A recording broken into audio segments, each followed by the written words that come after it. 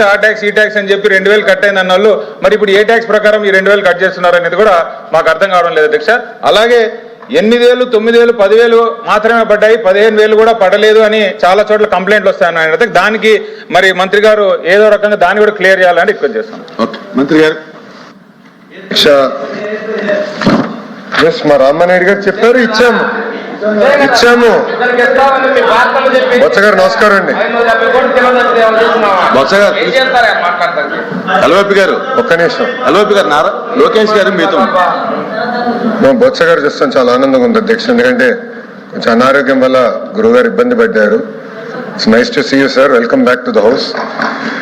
నేను అనేది ఏంటంటే ఇప్పుడు భరత్ గారు సత్యదూరం మాటలు మాట్లాడారు అధ్యక్ష. ఎందుకంటే 86 లక్షలు అన్నారు, అది ఎక్కడి నుంచి వచ్చిందో ఆయనకు తెలియదు అధ్యక్ష.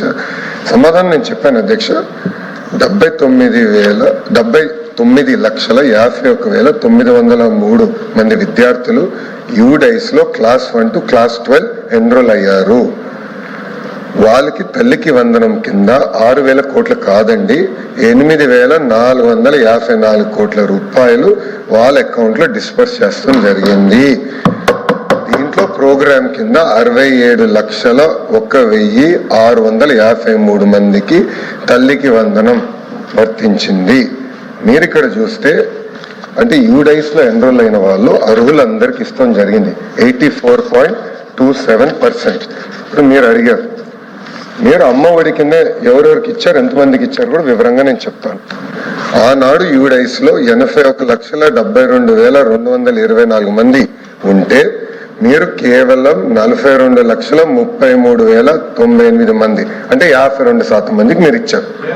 మేము 85% మందికి ఇచ్చాం.